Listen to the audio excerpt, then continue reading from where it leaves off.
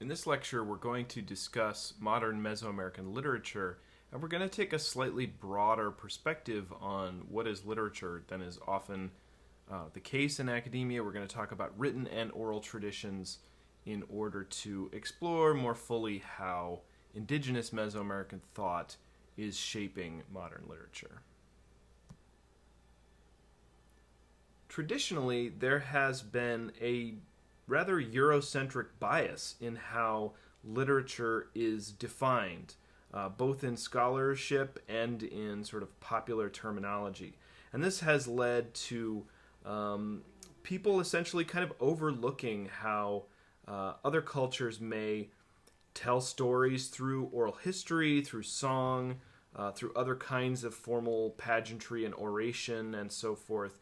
And a bias, a focus on European styles has led to basically an underemphasis on studying how these indigenous cultures, many of whom in pre-Hispanic times did have written languages, but others of whom did not, there's been a sort of an absence of these voices in scholarly discussions of literature.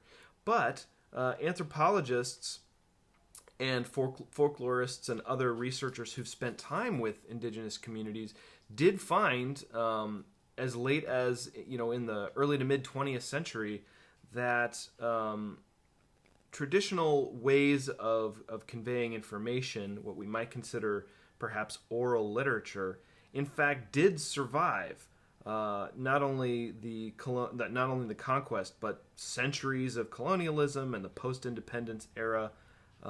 And that these could be recorded. These could be written down for ongoing research and posterity.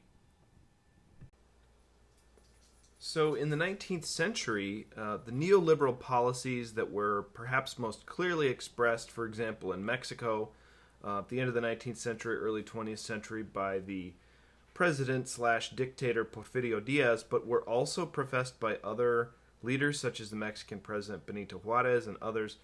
These neoliberal traditions sort of encouraged people to overlook or ignore the types of stories, cultural traditions, and songs that were being told in native communities because they often weren't written down. These were considered illiterate or semi-illiterate communities, and that tended to lead people in positions of power in Mesoamerica to devalue these perspectives from the native communities because they didn't really fit the face of liberal development that these leaders wanted to project. So, for example, as Porfirio Diaz sought to quote-unquote modernize Mexico in the image of a European country or the United States, sort of to modernize it from an outsider perspective, that led to a devaluation of indigenous ways of knowing the world, of conveying information, and so forth. So, in a sense, we may think of the Mexican Revolution as kind of a statement about native voices and native culture sort of returning to the forefront in a particular way. So in this sense, what I mean is the Mexican Revolution can be seen not just as a revision in how native landholding rights should be considered, but also a revision in how native perspectives on reality, for example, could receive more respect in the perspective of people in positions of power. So we might think of later Central American revolutions, such as the Guatemalan Civil War, perhaps as kind of an echo of this increasingly important voice of native people. Now, obviously, there were other factors involved in the Guatemalan Civil War, as we discussed, and many Maya people were killed in the Guatemalan Civil War. That was the primary, demographic category of people who died in the Guatemalan Civil War were indigenous people. But it also helped to pave the way for a more of a public attention to indigenous voices as these stories were written down in the late 20th century. So we might also think of the involvement of powerful countries from outside Mesoamerica, including the United States, in Latin American politics, for example, being involved in the Guatemalan Civil War with the coup of the democratically elected president Jacobo Arbenez in Guatemala in the mid-20th century, we might think of that in a way as U.S. neoliberal policy trying to influence other countries, in this case in Latin America, as partially an attempt to suppress native voices, native concerns, native ways of looking at the world.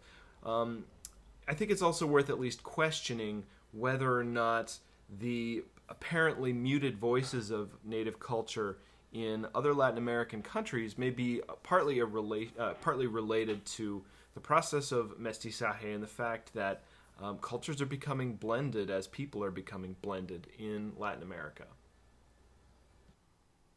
So your textbook makes the claim on about page 481 that El Salvador, Honduras, Nicaragua, and Costa Rica have not necessarily developed a quote-unquote Mesoamerican voice in their modern written literature to the degree that Mexico and Guatemala have, for example, in part because they are more mestizo societies. They are more blended European and indigenous societies and have less sort of pure traditional indigenous culture remaining.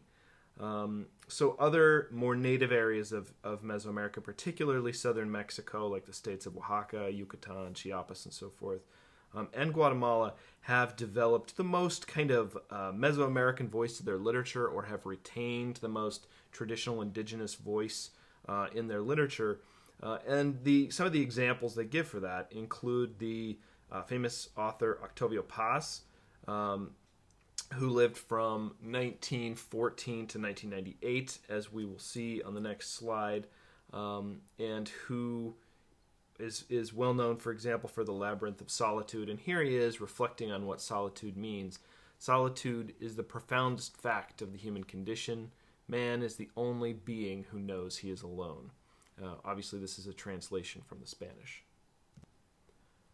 Octavio Paz was a Mexican author who was consistently interested in and who discussed the complexities and contradictions implied by Mexico's colonial past, its mestizo heritage, and what this meant for kind of a complicated identity of Mexicanness. He saw this as a great contradiction between the native and the European origins of modern Mexico, and he struggled in his literature to express how this could emerge into a coherent identity. So he is famous for books such as The Labyrinth of Solitude, within which is a chapter called The Sons of Malinche, right? So we remember Malintzin was this famous translator who played a role in the story of conquest by translating for Cortez. And so Paz kind of reflects on modern mestizo Mexican identity as being, quote-unquote, the sons of Malinche. So the figure of Malinche for Paz sort of came to encapsulate these identity conflicts, especially, and he chose to juxtapose this character of Malinche with the kind of unstained and pure figure of the Virgen de Guadalupe. So I think this is really interesting. Gender is definitely at work here. One of Malinche's greatest flaws from this perspective is her sort of passivity in helping the Spanish to conquer Mexico, at least as seen by modern Mexico in many ways. So the word Malinche has become a swear word, for example, something that you can call kind of a sellout. It's a dirty word now in Mexico. Because Malintzin, this real historical character, has been seen as kind of accepting European dominance, as a passive character who played her role as she was given it in the story of conquest. So she has come to embody for many kind of the rape of Mexico by Europe. And I think that this really gets to some bigger questions about the gendered symbolism of conquest. And this old trope of looking at the natives as passive, as being raped by Western European society, for example. But we really have looked in this class. We've explored how this is problematic.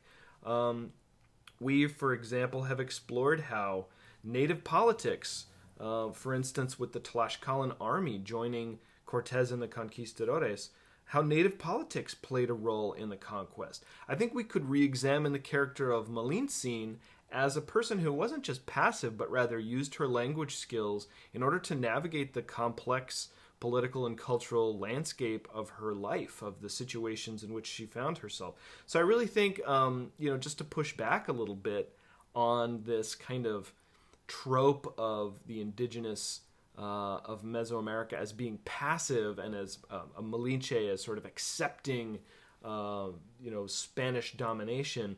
I think these are problematic. I think they are kind of an old-fashioned gendered perspective on the conquest, and I think we can see Octavio Paz kind of struggling with that in his writing.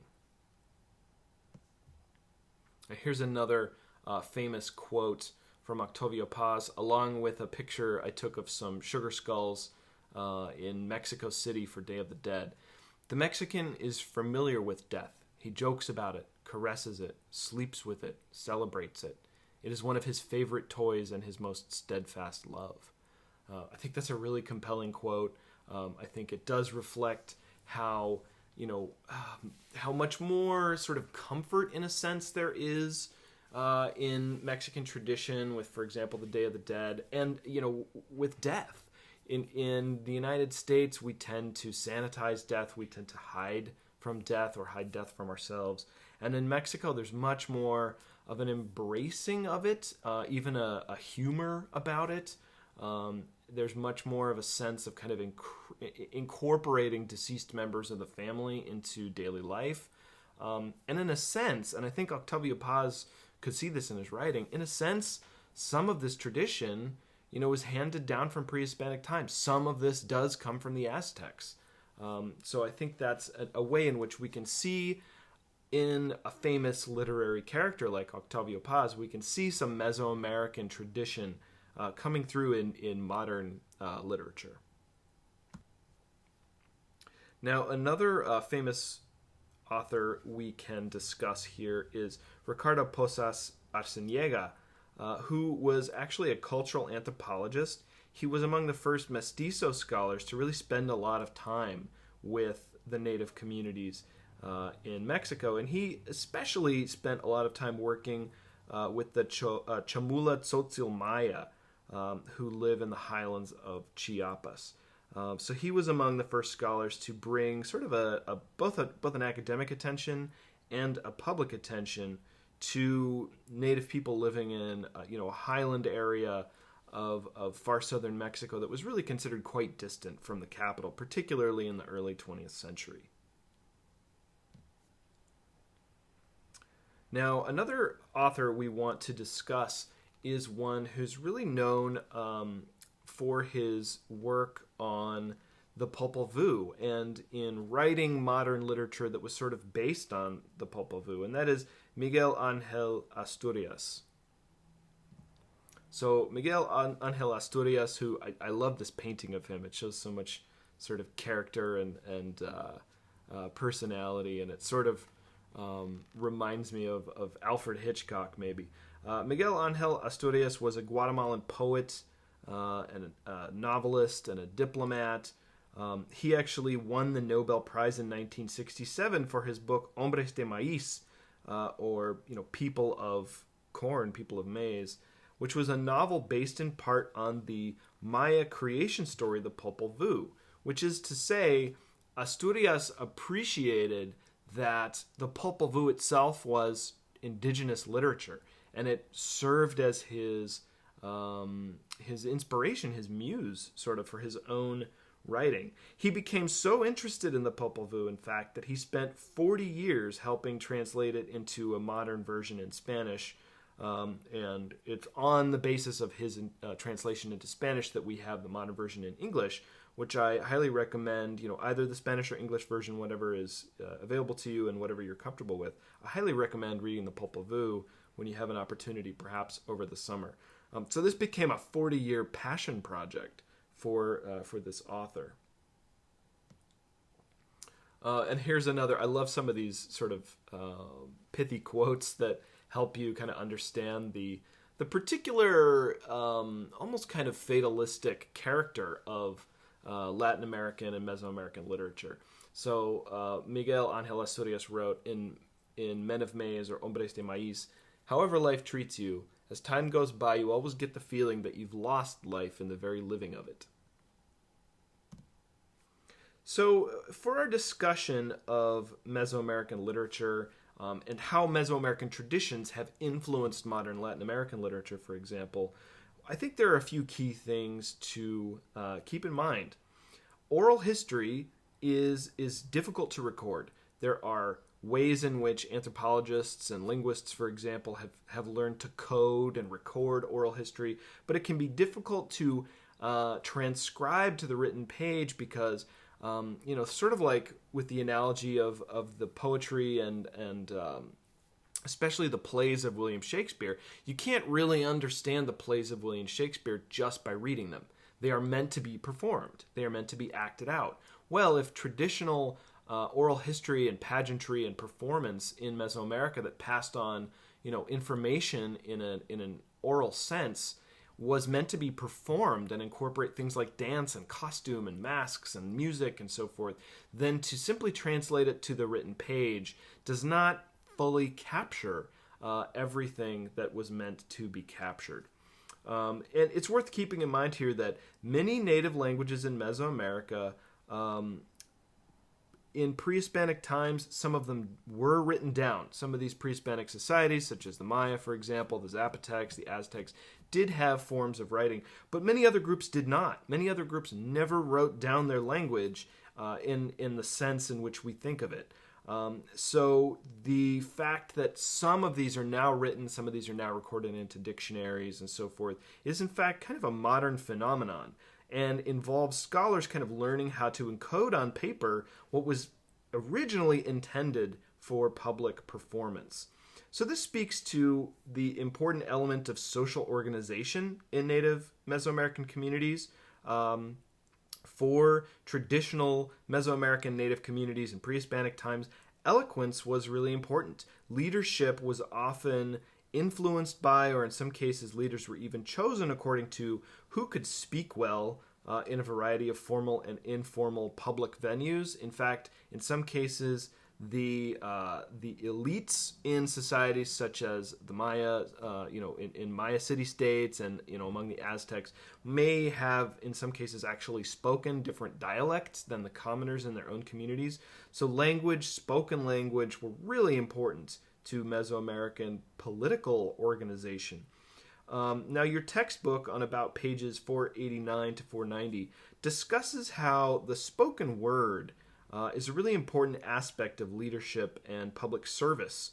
And it even relates how Comandante Marcos from the EZLN or the Zapatistas and other leaders of indigenous uprising groups and the Zapatistas specifically have in some cases been chosen as leaders based on their sort of mastery of oral communication.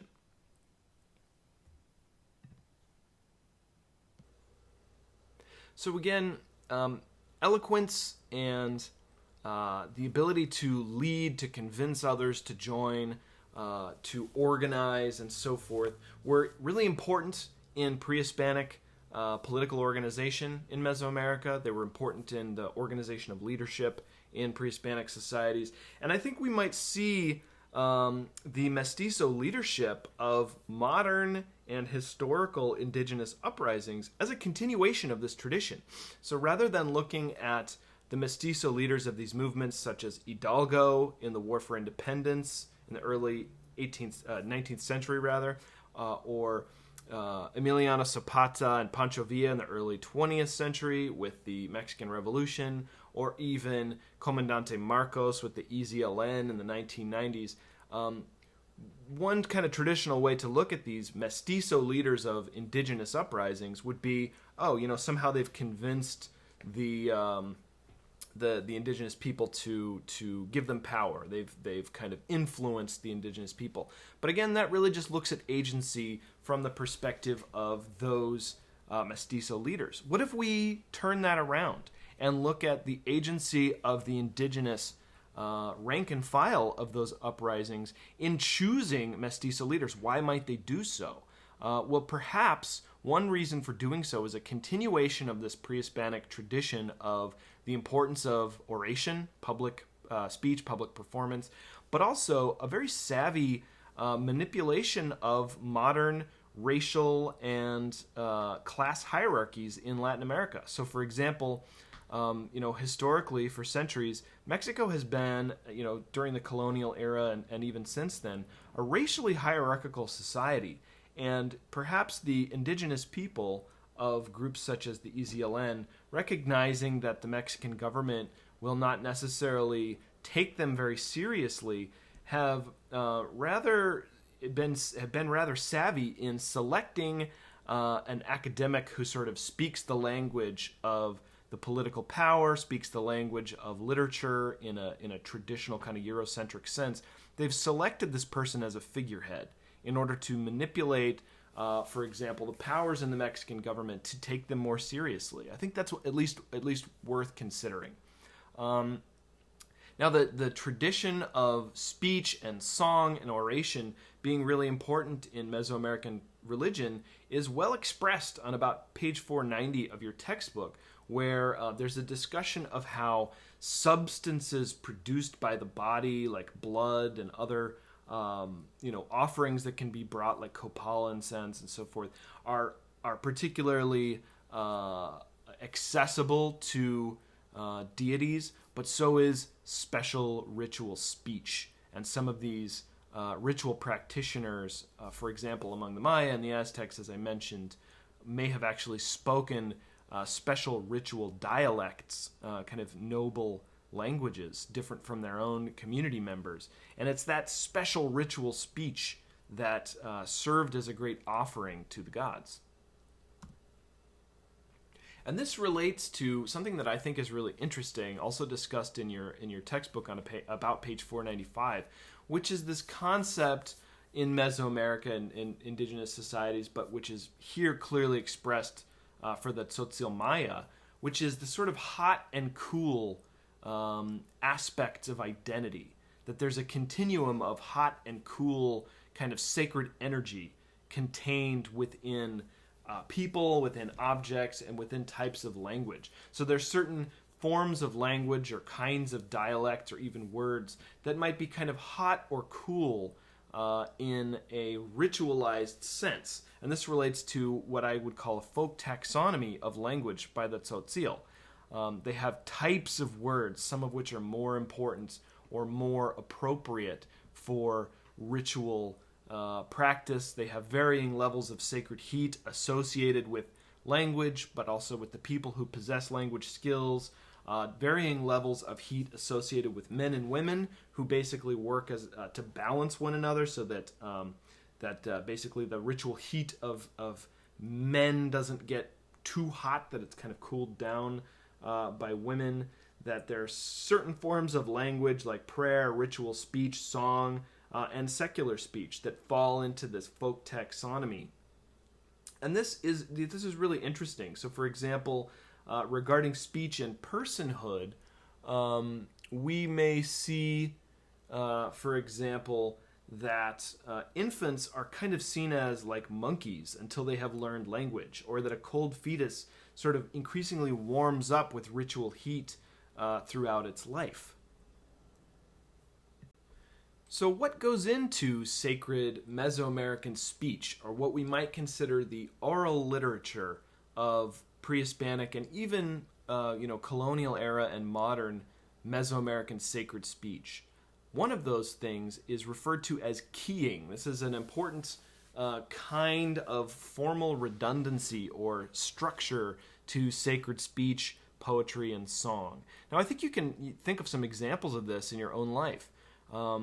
Perhaps, consider your favorite song or your favorite poem. If you actually write down the lyrics to your favorite song, you might find that, for example, with the chorus, parts of that song are really redundant. They repeat many times in a way that spoken, normal, everyday speech would not. This is true of poems as well, that poems are often sort of presented in repeating couplets or having a formal structure or parallel syntax.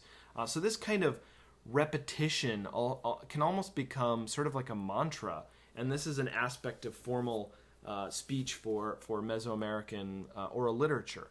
You can see some examples of this on page, between page 494 and 497 of your book. Now, one of the reasons that oral history has been kind of considered lesser than literature or looked down upon from a sort of a European perspective is that it's considered not very good for containing or storing information. The idea is that if you write something down, you know that it can't be changed or misinterpreted, but if you keep speaking something, it's going to be like a game of telephone, and eventually it'll be misunderstood. That's the kind of traditional perspective on this. But I would push back. I would say that, there's some issues with that. Consider, for example, the Bible. The Bible is a written document, but it's been interpreted in many, many different ways. So clearly, just the fact that something is written down does not preclude it from being interpreted differently by different people or differently over time. Furthermore, oral traditions aren't just the same as playing telephone and super susceptible to constant change. Rather, what anthropologists and other scholars have learned by working with indigenous societies who convey information through oral history or through song is that these traditions are overseen by groups of elders who advise on how this is to be passed down. So there are implications here for the maintenance, but also the changing of tradition for oral history that aren't so different from the way things are written in written literature. So in a sense, memory in a society that focuses on oral history becomes kind of a generational thing as much as it is an individual thing. Now, as I mentioned, for the tzotzil, there are categories of speech. There's an ethnotaxonomy, if you will, of types of speech. You don't speak the same kind of language in all contexts. So there's a special kind of speech for prayer, for other ritual speech, for song, for secular speech, etc. And this relates to some really interesting concepts of how speech might be an aspect of personhood. So, for example, as your textbook discusses, for some of these groups, infants may be considered kind of like monkeys until they have learned language. They're sort of not human yet, and the language kind of brings them humanity. In a similar way, a cold fetus or baby might increasingly become warmed up by kind of ritual, powerful language throughout its life.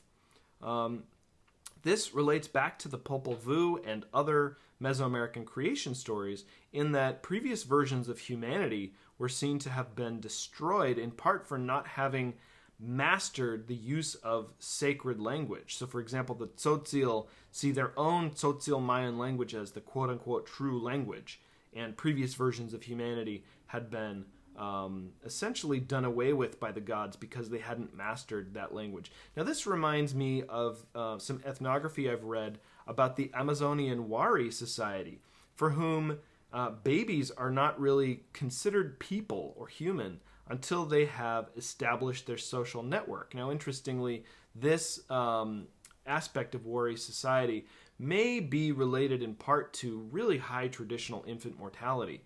That it's kind of a method of protecting oneself to not become too emotionally attached to an infant until it's past the age of weaning in a society with such a high infant mortality rate.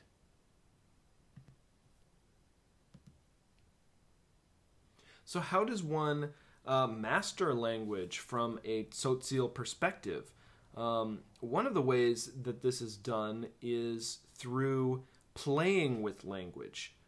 Things like jokes and puns and etc. These are considered signs of maturity. They're also useful for those who might be seeking some kind of political or religious leadership to show that they've mastered language to the extent that they can kind of play with it. This underscores the importance of oration in Native society in terms of political and social organization. Related to this, I think, is music. So music is important for social oratory performance, ritual practice, and so forth. And one quote from your textbook on about page 492 is that the musician will know song sequences involving hundreds of formal couplets and be able to prompt ritual officials and assistants about matters of etiquette, protocol, and specialized language use. Now, this is something I've experienced in my own life when it comes to having worked in Mexico. I was learning Spanish over some of the time I was working in Mexico, and my Spanish gets worse when I come back, and I don't practice it as much. It gets better when I'm down there for a while, and I become pretty fluent by the time I've been there for a little while. But I know how I'm doing with my Spanish by how well I'm understanding jokes, and how well I understand songs on the radio and so forth, because it's precisely in the playing with language that one really demonstrates that they fully understand it. And so when I hear a song on the radio and I know there's something I'm not getting in the Spanish, I know that it's a sign of me not having the mastery that I'd like to have. Another aspect of traditional oral Mesoamerican literature is that it has often been used through song, dance, pageantry, and so forth to perform and retell important journey stories, sacred origin stories, and really important aspects of religion and cosmology. So one example of this is the Huichol peyote hunt, which is designed to replicate a journey into the past, and through which the Huichol believe that they are kind of keeping the world alive, much as we discussed for Aztec ritual. Now this, unfortunately, we're not able to meet in person. If we were meeting in person, I would bring into class my Huichol shaman staff that I keep in my office, that a friend brought me back from Mexico. But you'll just have to imagine it, or you can Google image search a Huichol shaman staff. Also, there are a couple of YouTube videos posted in your weekly module about the Huicholes and their peyote hunt. One of them is 59 minutes long, and you can use that as an extra credit film if you would like. Related to the Huichol peyote hunt is a movie that actually brought a lot of European and particularly Italian travelers, tourists, and even expatriates who moved there, brought them from Italy to southern Mexico, particularly to the town of Puerto Escondido. In the 1980s, a movie was made about this tiny little town called Puerto Escondido in coastal Oaxaca, near where I do my research, where I've spent many a weekend between excavation projects. Before this movie came out, Puerto Escondido was a really tiny town, kind of an undiscovered, sleepy part of the Oaxaca coast. After the movie came out, lots of people, international tourists, surfers, and even Italians seeking to expatriate from Italy moved to Puerto Escondido or visited Puerto Escondido. And Puerto Escondido, the movie, which is kind of an interesting, in a sense, psychedelic and otherworldly movie to watch, and it's inspired by the Huichol peyote hunt in part. It also tells a story of a person who's trying to escape the Italian mob, and it tells a story of people kind of falling in love with Mexico, and it's an interesting film. So that would be another opportunity for extra credit. There's a short clip that I've posted in your weekly module, but you could watch that film if you chose to.